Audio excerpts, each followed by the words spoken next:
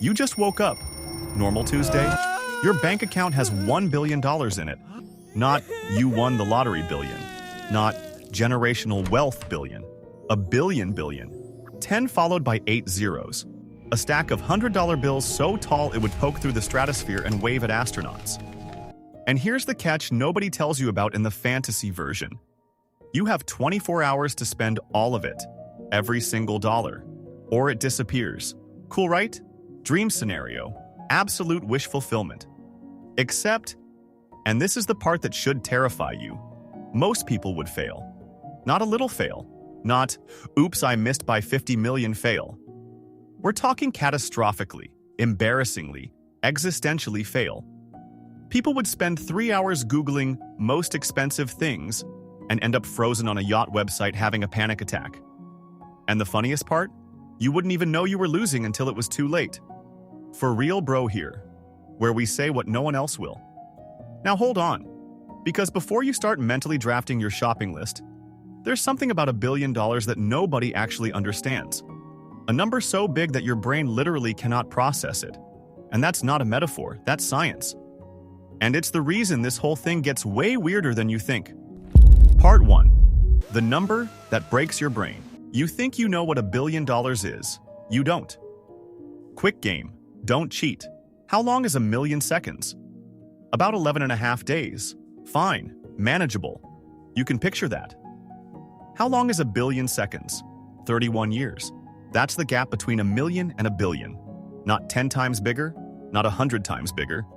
31 years of your life of difference.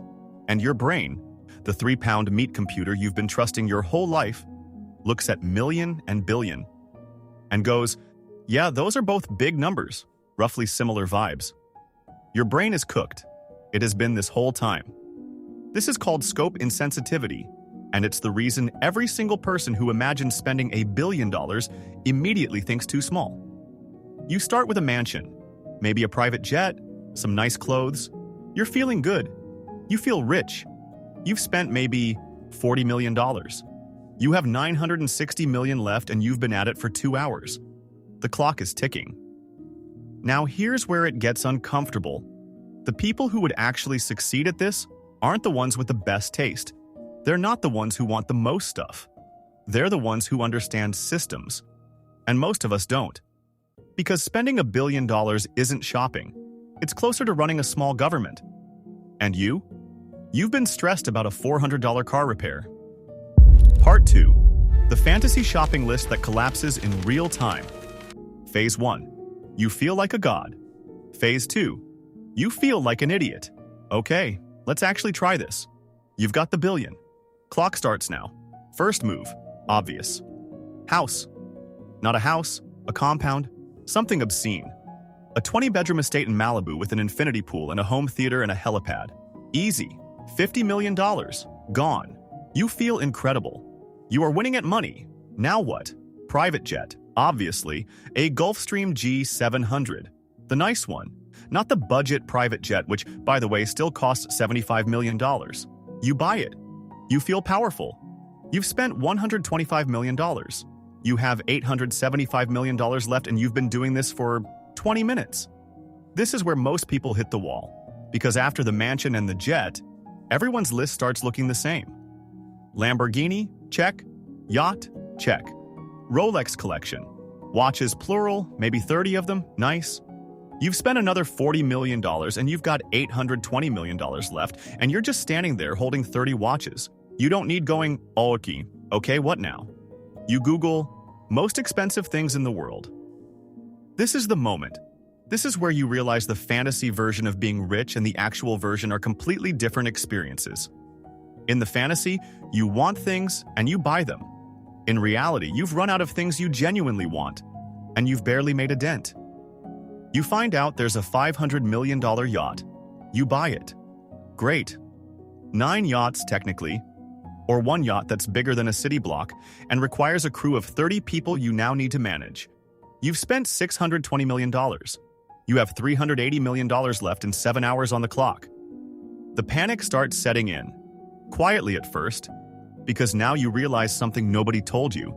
Spending money at scale is actually work. Really complicated, stressful, bureaucratic work? You can't just buy most things worth more than a few $1,000,000 in a day. Real estate takes weeks to close. Custom orders take months. Art auctions have schedules. The $1 billion problem isn't that you don't want things. It's that the things worth wanting don't want to be bought quickly. Part 3. The system that beats you. You're not bad at being rich. You're bad at being a corporation. Here's the twist nobody sees coming. The fastest way to spend $1 billion in 24 hours isn't buying stuff.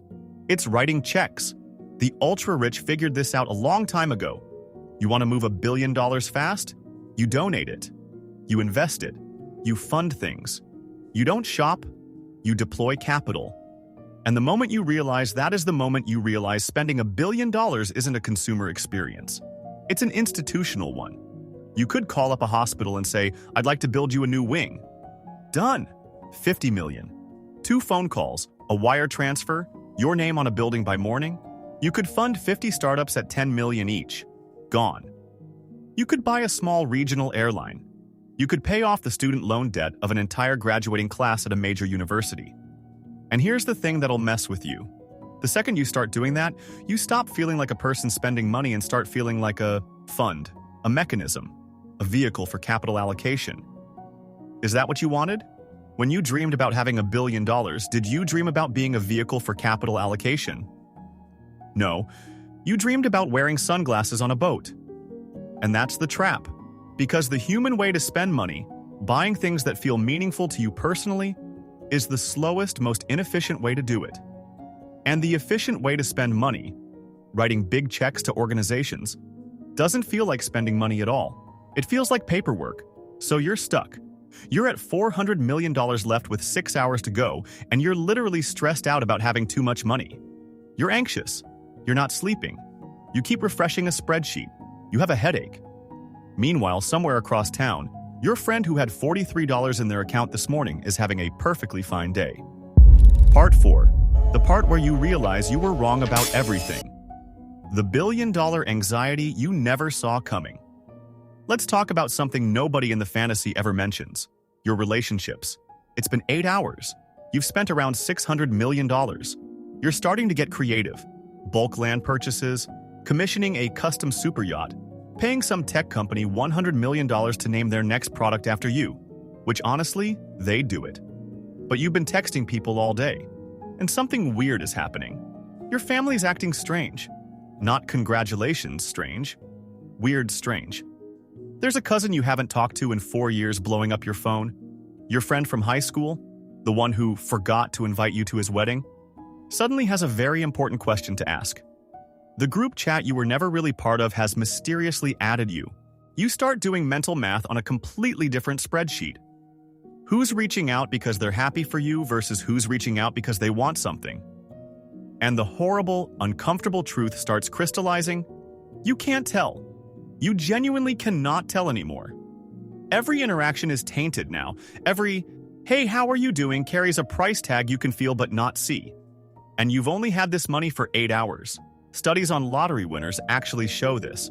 The isolation isn't gradual. It's almost immediate. Because the second people around you know you have resources, they stop treating you like a person and start treating you like a resource. And here's the brutally funny part. You start doing it too. You start categorizing people by what they want from you. You become suspicious, paranoid even. You're now $600 million lighter, surrounded by people who may or may not like you, and you feel lonelier than you did this morning. The $1 billion didn't buy you happiness. It bought you a new, more expensive, more confusing version of the same problems you already had. Just with better lighting and a yacht that needs 30 employees you now have to manage. One revelation still left, and nobody sees it coming. Part 5. The Thing. This was actually about. You already failed this challenge. You failed it before you started. Here's the real answer to, what would you do with $1 billion in 24 hours? You'd reveal exactly who you are, not who you think you are, not your curated self-image, not the version of you that exists in your head where you're generous and cool and not petty, the actual you. The researchers call it the financial mirror. When you suddenly have unlimited resources, all the friction that normally hides your priorities disappears. You find out what you actually value when cost stops being a reason not to have it. You find out who you actually want around you when you can literally fly anyone in the world to your location today. You find out what you actually believe about people when you suddenly have enough money that anyone talking to you might want something. Some people would spend it on themselves, guilt-free, and feel great. No shame in that. You were honest about who you are.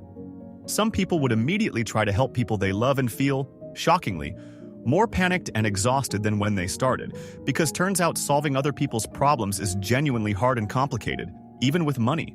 Some people would freeze completely, paralyzed by choices, unable to decide. Because here's the thing about infinite options. They don't feel like freedom. They feel like responsibility. And some of us are so used to limitations that freedom is just anxiety in a nicer outfit. And the small group that would actually succeed, that would spend all billion on purpose in a way that felt meaningful, they're not the ones who want the most stuff. They're not even the most generous people. They're the ones who already knew what they were doing before the billion showed up. The billion doesn't change you, it reveals you. Which means the question, what would you do with $1 billion, is secretly the question, who are you when no one is judging you and nothing is holding you back? And the reason most people find that question hilarious instead of answering it honestly is because answering it honestly is terrifying. Remember the guy who opened this video totally confident he'd figure it out 3 hours into a yacht website having a panic attack? Yeah, we were both that guy. So, you've got the comment section below. Tell me what you'd actually spend it on. Not the cool answer, not the "I'd donate it all to charity" answer you'd give if your boss was watching.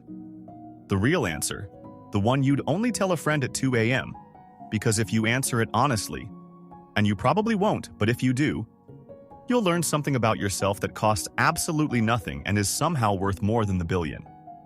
And yeah, if you watch this far, your brain clearly enjoys being messed with in interesting ways. So if you subscribe, I promise to keep doing exactly that until one of us runs out of time, which based on the 24-hour billion-dollar challenge is apparently a more urgent problem than we thought. For real, bro. Out.